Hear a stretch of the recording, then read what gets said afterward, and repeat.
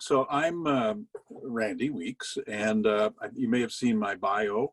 I was really fortunate a few years ago. I got an indirect or through an odd route, an invitation to go up to Thunder Bay and help prepare the teachers going north. And it was one of the most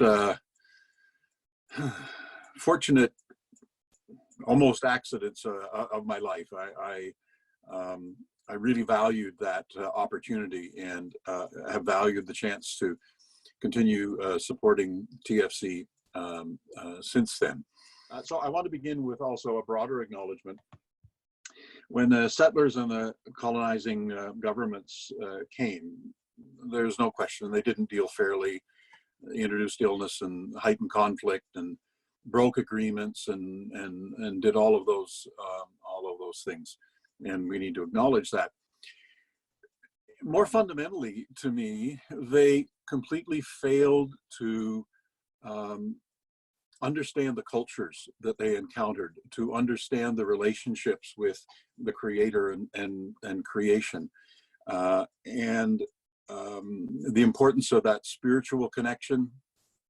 And arising out of all of that, the practices that help to maintain sustainability of the environment and all of creation.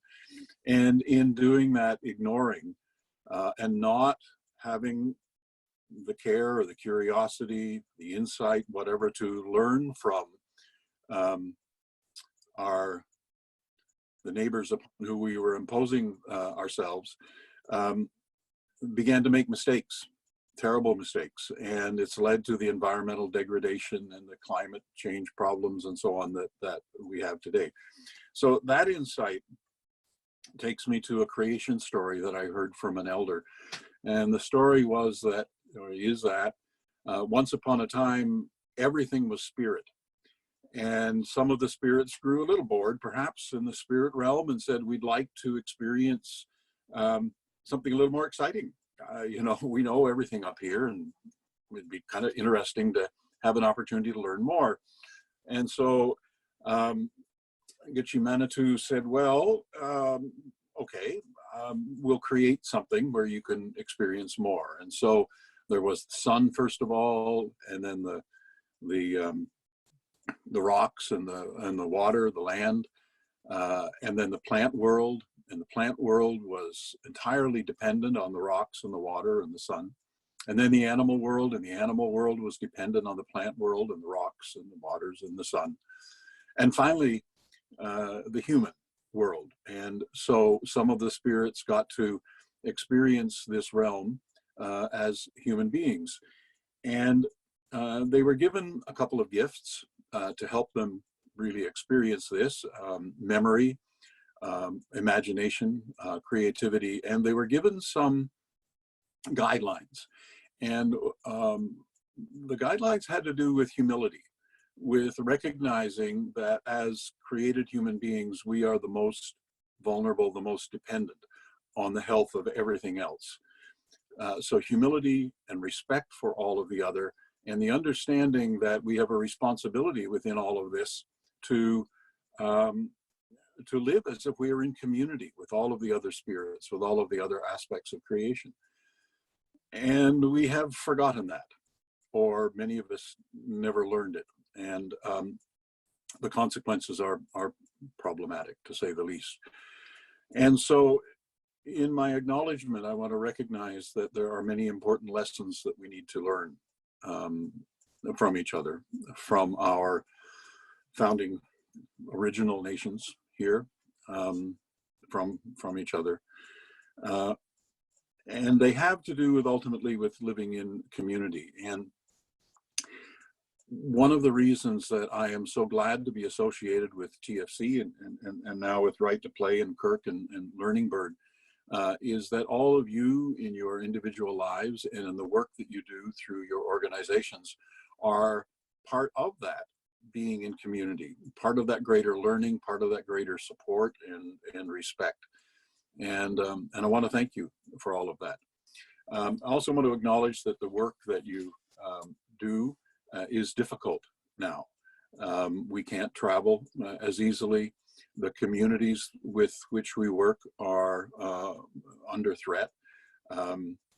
We are isolated ourselves in our homes or apartments, wherever we live. And in our isolation, we're vexed about our work. We're worried about our own health. We're worried about our families.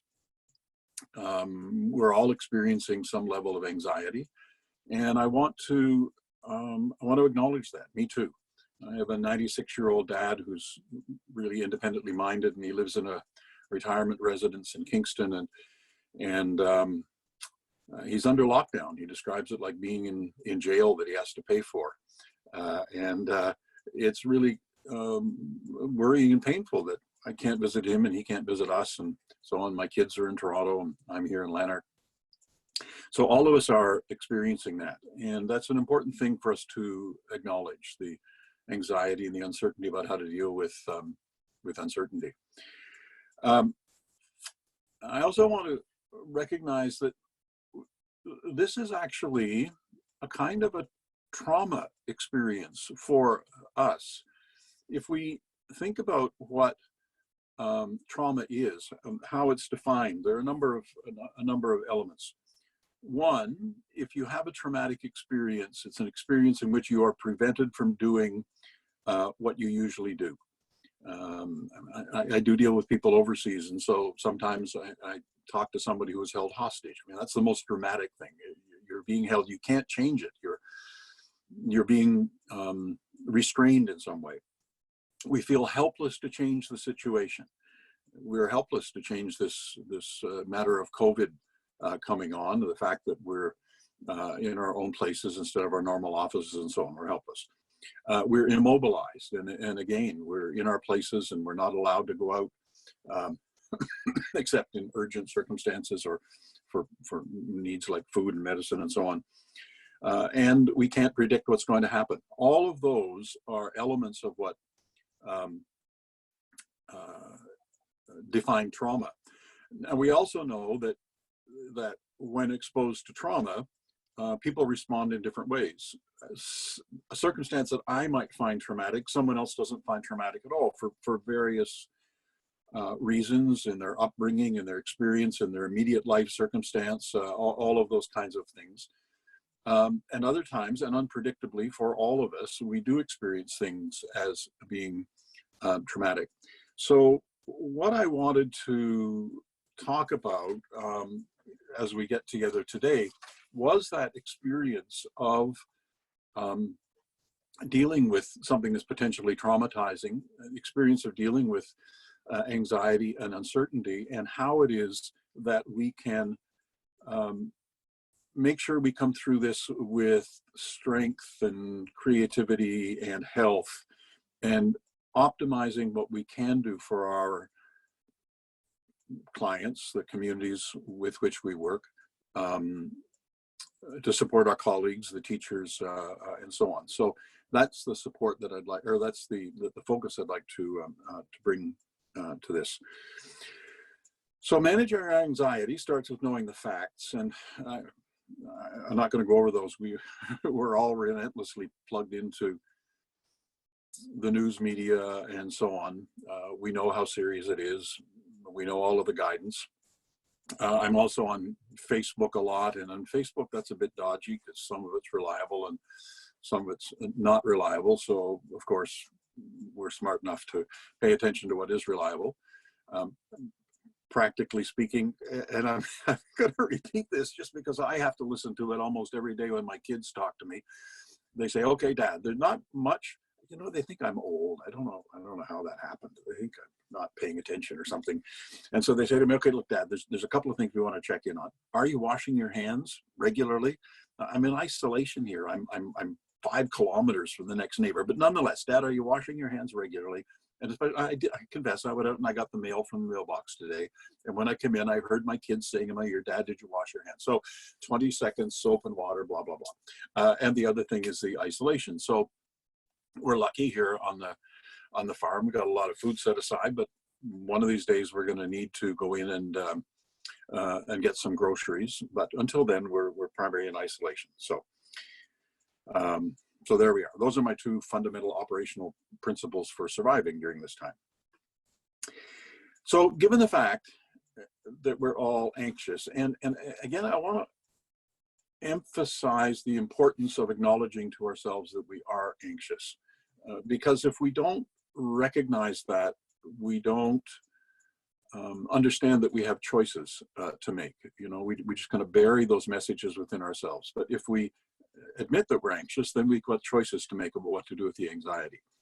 And I want to suggest that as professionals, all of us really care about what we do, and we want to do it as well as we possibly can in any given circumstance. I want to stress that as professionals, our first responsibility, it's a responsibility, is to deal with our own anxiety. And let me back up for a minute and talk about anxiety and how useful it is to us. When the Creator designed us, He built in fear. And fear is a wonderful, wonderful bit of programming, because when we encounter something dangerous or potentially dangerous, a potential accident, a snake, an oncoming storm, a really angry person in the street, whatever, there are hundreds of biochemical reactions that take place inside us. We move to all of that fight or flight juice that flows through us. Our energy changes, the chemistry of our blood changes, our vigilance spikes, all of those kinds of things. It's a wonderful gift, this bit of programming. Thank you for it. The problem comes when we don't turn that off. If we don't bring all of that bodily response down to base level, all of that chemistry keeps coursing through us, the blood pressure, all of those kinds of things. It actually injures us. It actually weakens our immunity system.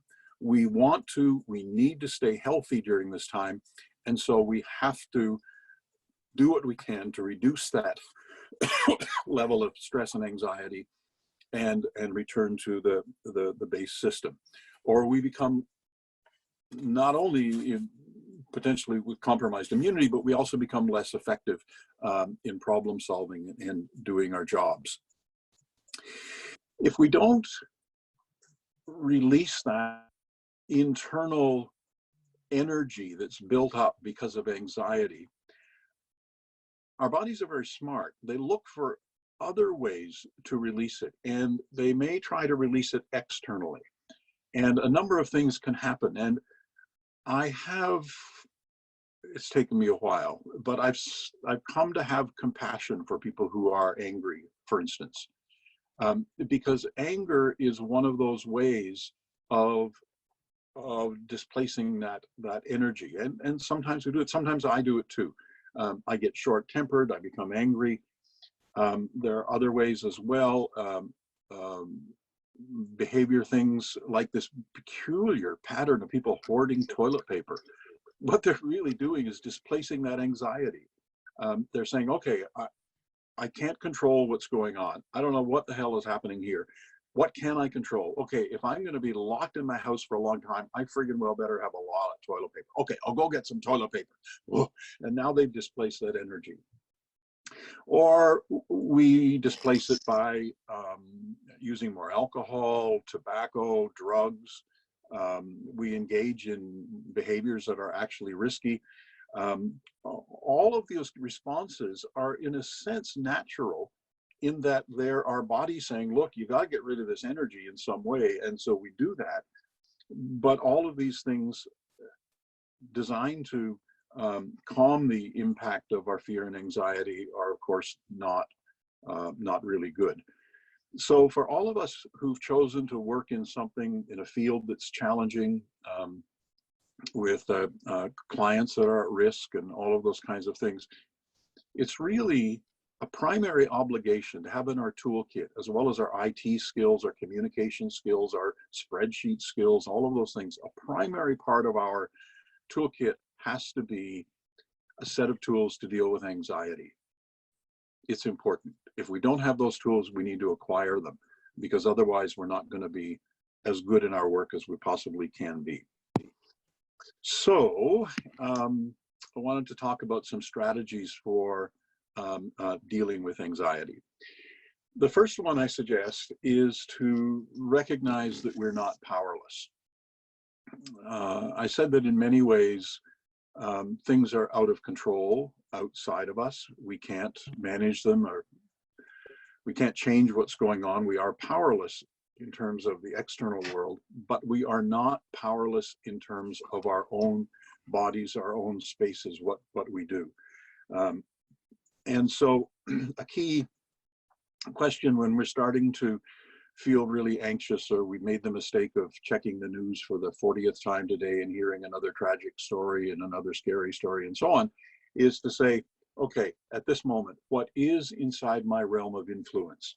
What can I do at this moment to make me feel better, to make me stronger? What can I do at this moment to help somebody else?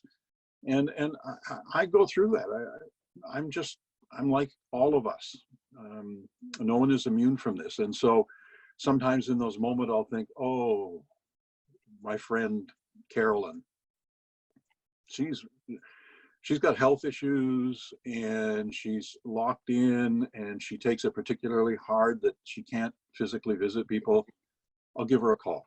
And in that act of giving her a call, it helps to bring my sense of isolation and powerlessness under control.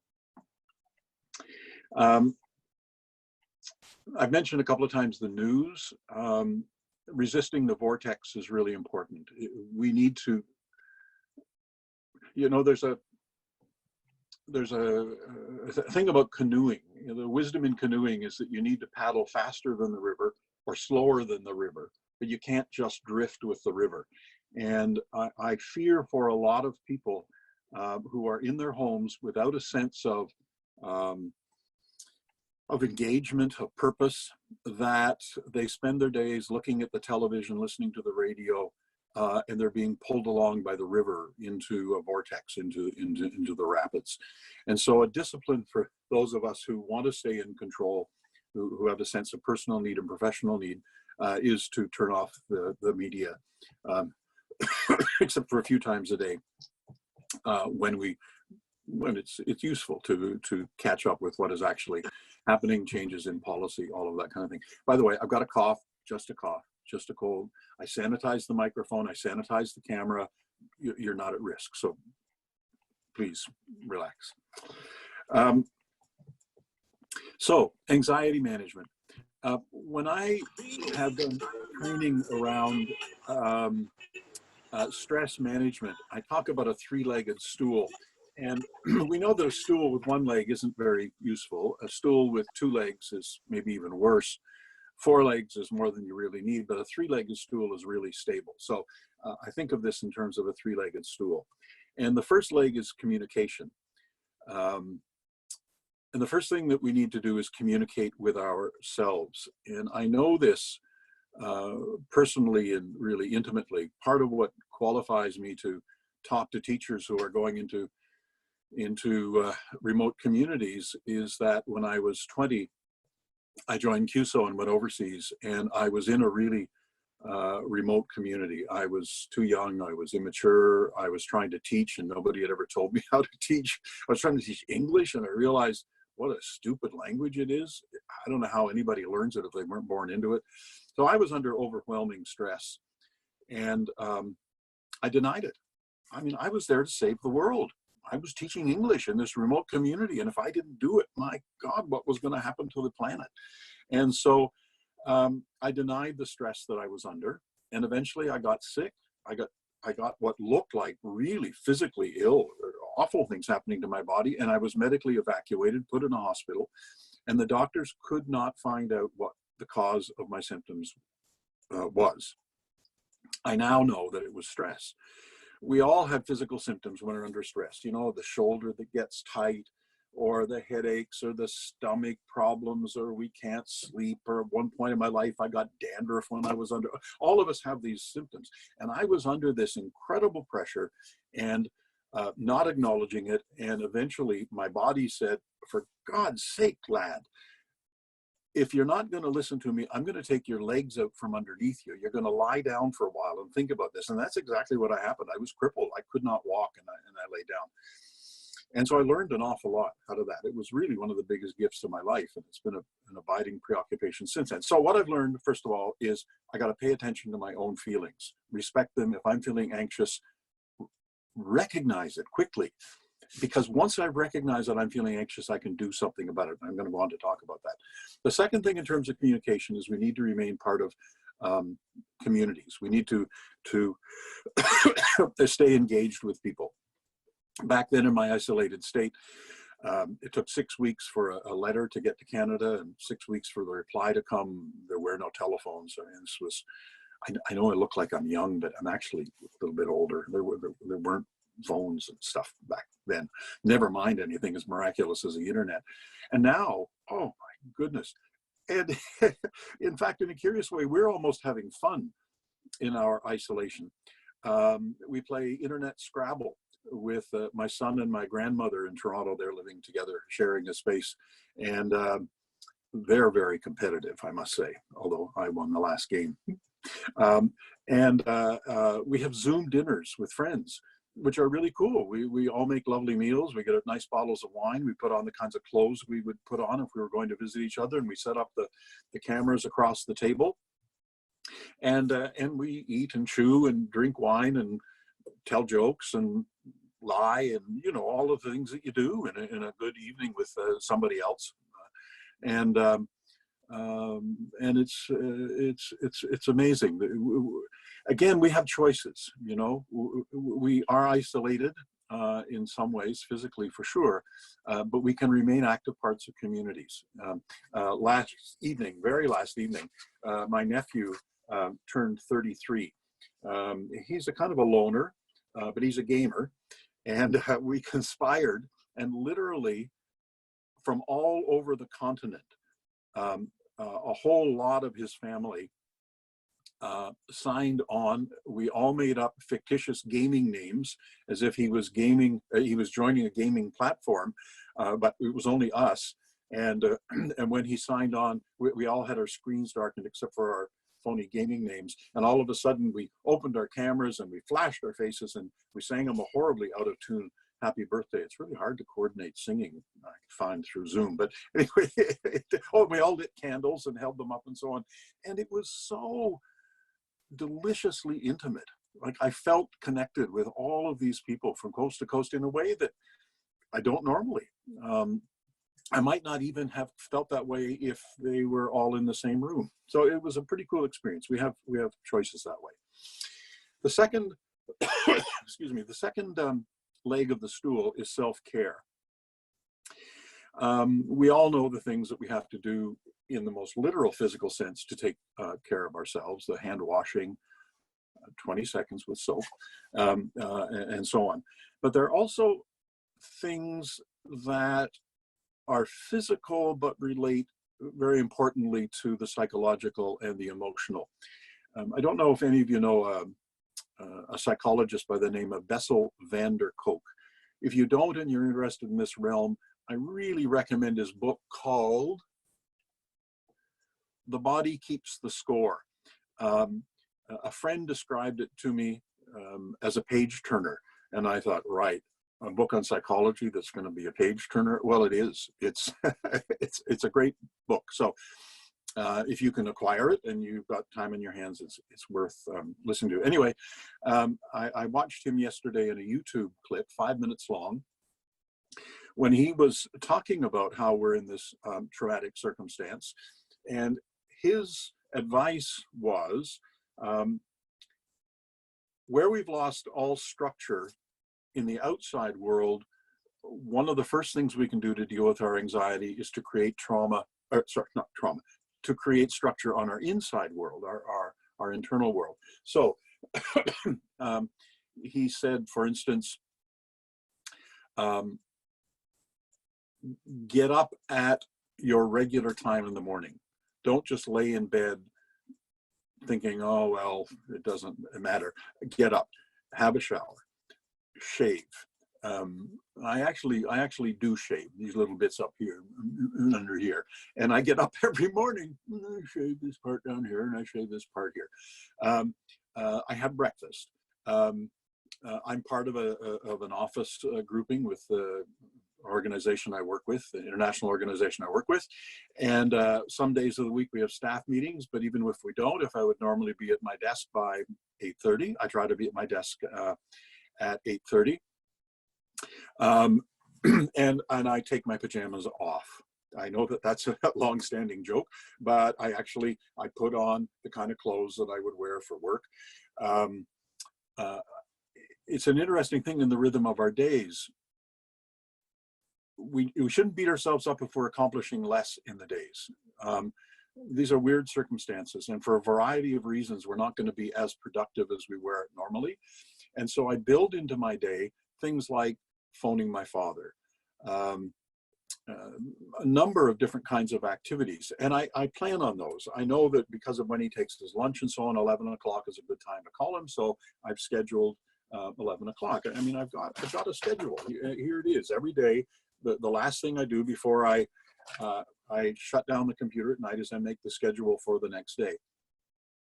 And related to that, I want to talk about a peculiar phenomenon that I've noticed. Because we're all really committed, it's not unusual to work more than our normal 8-hour days, to work into the evening, to check in on the weekend, to work on a document or whatever. We all have that impulse, and we need to manage that impulse because being healthy really requires a good amount of balance. But now, without having the structure of going to the office, beginning our day, and at a certain hour having to catch the same bus to come home or the subway or whatever, there's a general impulse to not allow a boundary for people to work into the evening. Well, I got nothing else to do. I may as well do that design piece or that piece of work or planning or whatever. And that is a mistake. We really need to structure our lives deliberately to maintain some appropriate balance. And again, it's selfish. I mean, it's selfish personally in terms of our health, but it's also selfish in terms of being the good professionals that we want to be. We need to have those boundaries. So for me, 4:30, 5 o'clock, whatever, I turn off my main computer.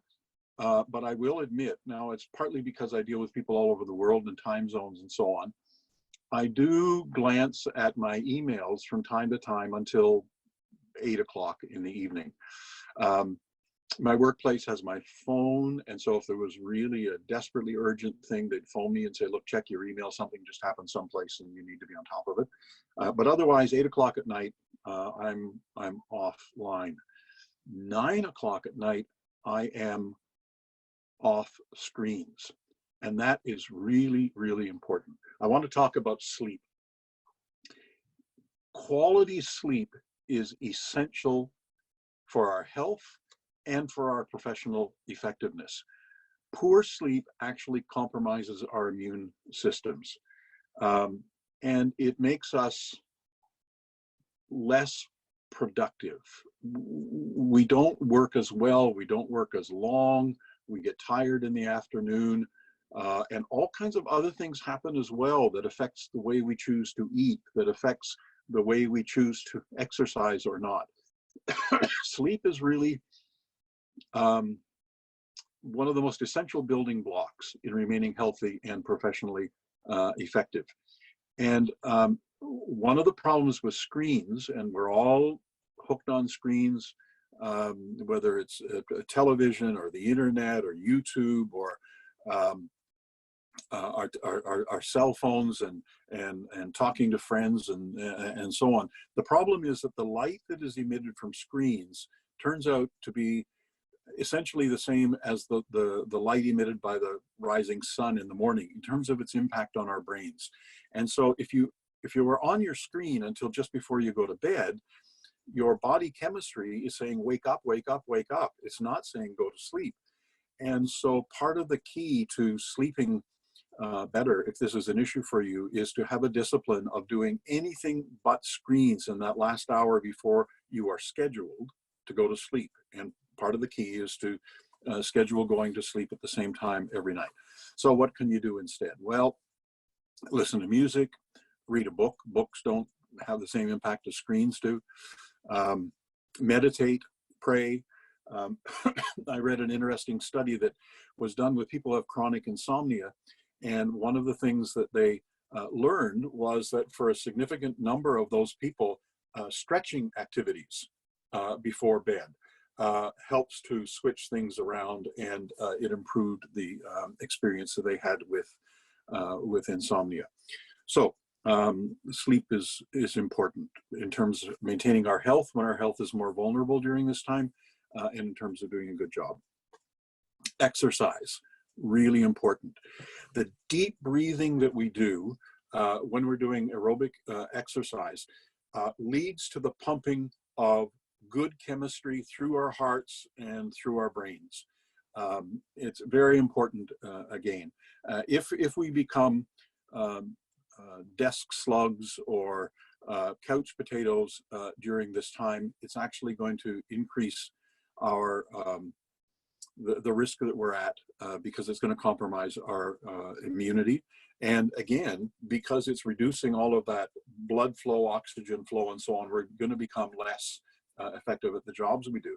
So part of your work responsibility is to make sure that you exercise. Here I am so lucky, for the problems that I have, internet connectivity and all of those kinds of things, being in this relatively isolated location. I can walk around my yard. I've got a bush behind my, I don't mean like a cedar bush, I mean like a little forest behind my property, where I can go and stroll about and commune with the wildlife and so on. So I'm lucky.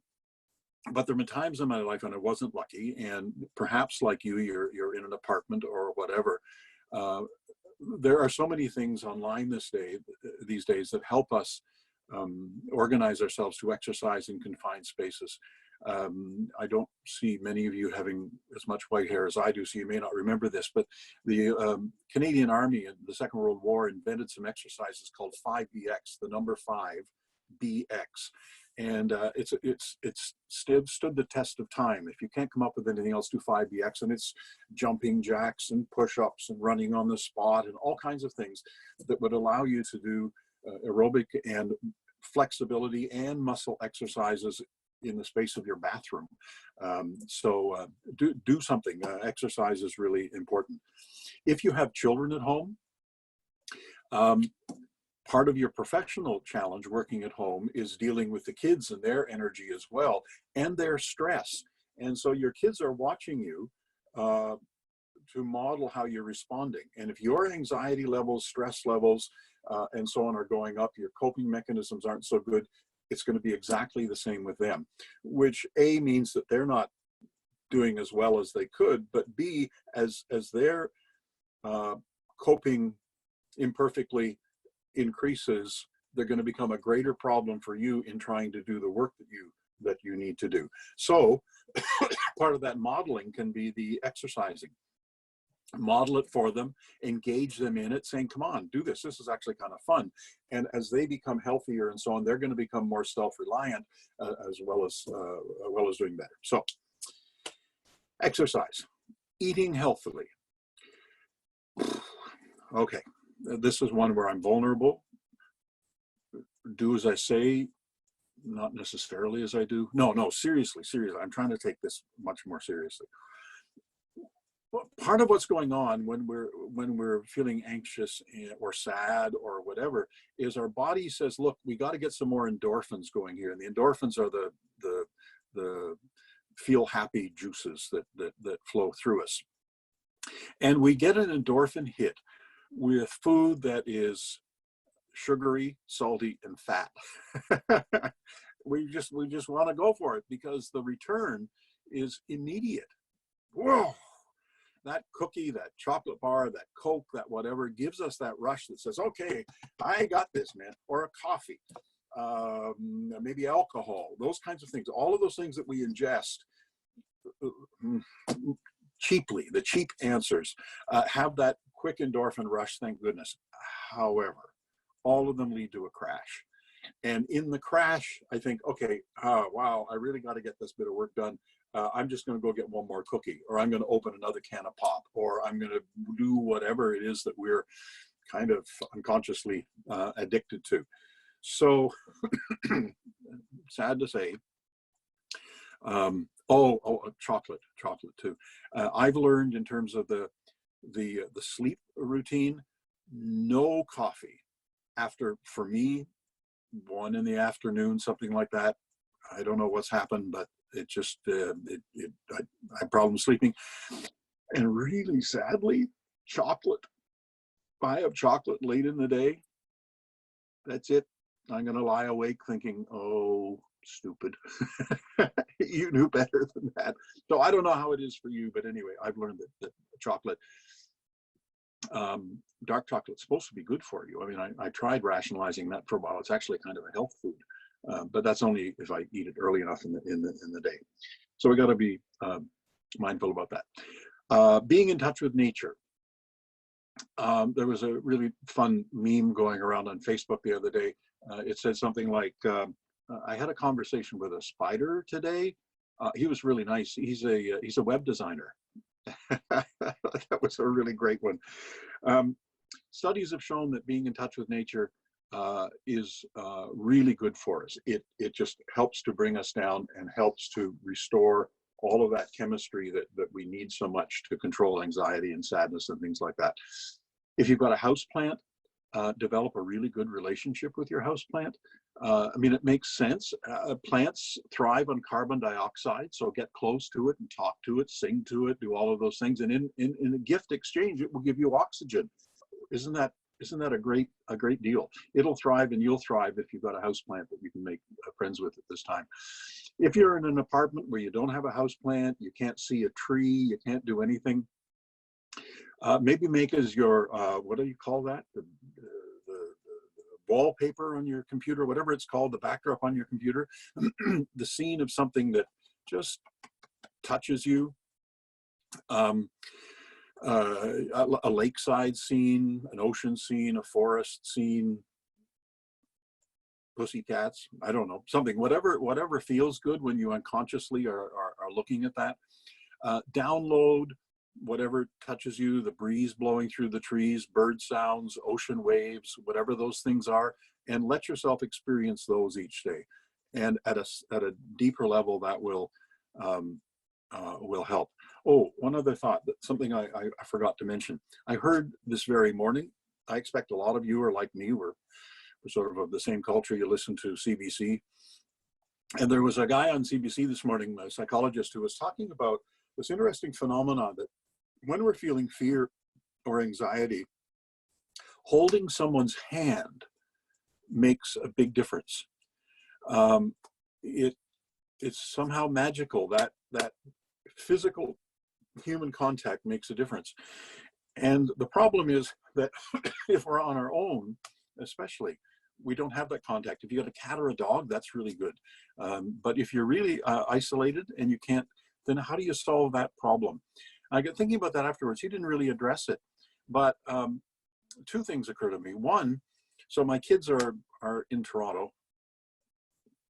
I was going to say, I don't know why anybody would live in Toronto, but that's probably inappropriate at the moment. I'm sorry. Toronto has many good things to say about. Anyway, my kids live in Toronto, and we're not going to see them maybe for months and months. And so we do Zoom or Skype or whatever on a regular basis, and we've developed the habit. It's very interesting. While we're looking at each other on the screen, we do this, as if it's an embrace. And I can feel it in my heart. When I do that by looking at my kid and I'm embracing myself, it's like I'm embracing them. It has that same calming, loving, reassuring impact for me. And similarly, I have friends around here who are relatively close in terms of kilometers, but I'm not going to see them for a long time. And they're friends who are really important to my well-being.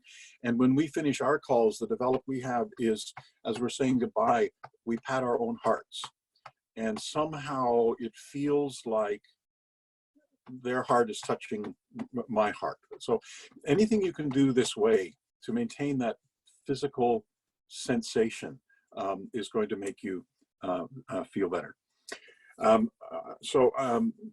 don't want to continue talking too much longer. I want to engage other people in the discussion, but I wanted to talk about creativity. Again, that sense that so much is out of control. There's so much that we can't impact. It's really important that we engage with what we can control. And so do those things that you are good at that bring you external praise, or I'll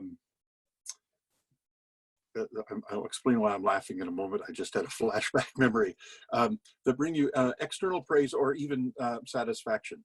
So that if you have a hobby, I don't know, you carve, you sew, you do something with your hands, and you make something that is pleasing, then do it. You need that sense of expression over something you can control. If you make music, make music. If you bake, bake. If you cook, cook. And my wife did a very, very smart thing when we first got together.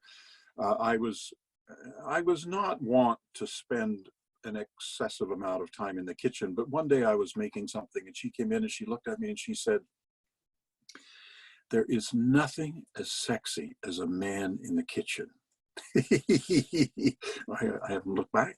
It's wonderful. I actually enjoy kitchen. Or I enjoy cooking. I owe that to her with that very carefully crafted remark at that time. So do things that you're good at. Things that you don't yet know how to do. You may have said, "Oh, if only I had time, I would love to learn to play the bagpipes." Oh, maybe not the bagpipes if you live in an apartment building. The banjo, maybe.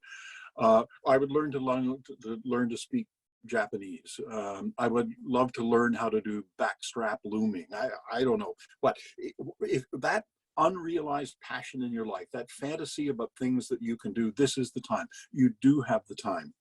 Don't work all evening long. Don't work all weekend long. This is the time where you've got the chance to explore new ground and create new capacities. So do be creative. And once again, if you've got kids at home, engage them with that. Be excited.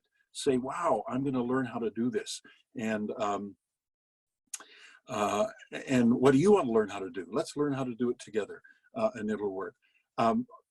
Something that I don't have a lot of friends yet who understand, but I did a 4-day fast with Tammy and Bernard.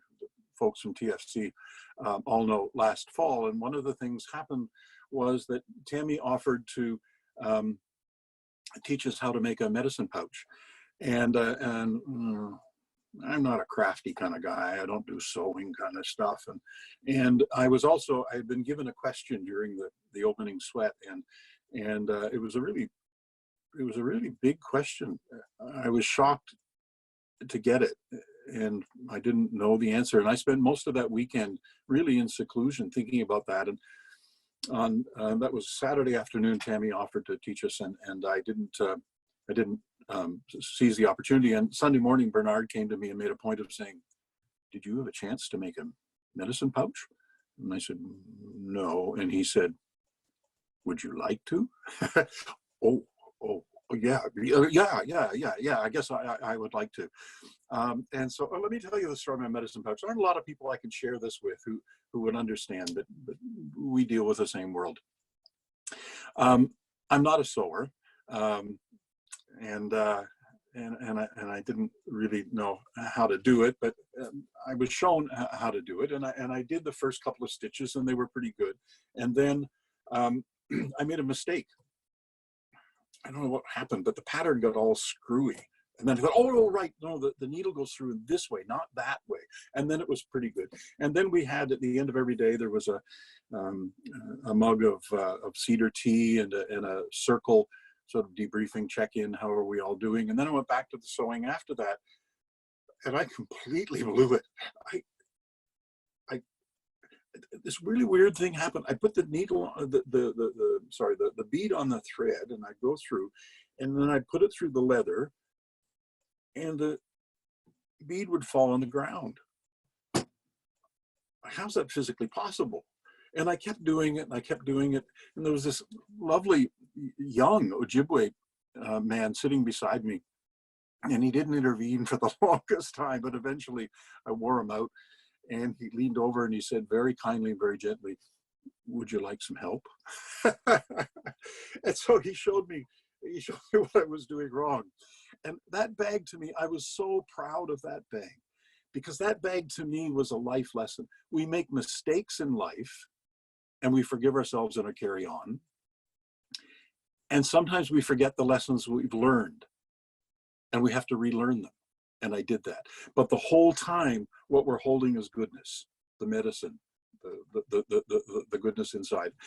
And I was so proud of that not really pretty medicine pouch. And I wore it for the months since. And then I met a young woman, a friend of mine, who was in really terrible emotional pain over something that was happening in her life. And after sitting with her for quite a long time, I heard myself telling her the story of my pouch and saying, "Would you wear this pouch?" And I gave it away. And that was absolutely the right thing to do. There was no question. But then I didn't have a pouch. And so that was a gift too, because then I had to set about figuring out how I get another piece of deer skin, and where do you get beads and needles, and then the big hurdle, how do I do that stitching? I had to relearn all of that. And so I made another one. And so this is my new one. It's also got lots of mistakes in it because we continue to make mistakes in life. And every time we make a mistake, we learn from it. And so, so there we are. Anyway, sorry, I hadn't intended to tell you that story, but it, yeah, thank you, Sade. I'm proud of the pouch. And in fact, if you guys who live in Toronto, if you meet my kids, don't tell them, but I'm making pouches for them for their birthdays as well. Shh. Don't tell them. Engage with your spirit. We are all a part of creation. And we forget that, particularly those of us who are non-Indigenous. And it's really important to engage with that which is greater than us. And we're from different cultures, different backgrounds. We do that in different ways, through prayer, through meditation, through just sitting quietly in nature, doing whatever. It's really, really important to do that. And we mustn't forget during this time. So I said there were 3 legs on the stool. The third leg is problem solving. And I deliberately put that leg last because as professionals, we tend to try to put that leg first. And in putting it first, we make a mistake. Because if we're not dealing with the anxiety, if we're not dealing with keeping our thought processes the clearest, with getting enough sleep, with eating well, with doing all of those kinds of things, we are not going to solve problems very effectively. So it's really important, and it comes third. Because if you've done the other things, whatever your unique problems in your work or in your logistics of your life and so on, whatever they are, you're going to do better if you've regrounded from all of that anxiety, sadness, and whatever.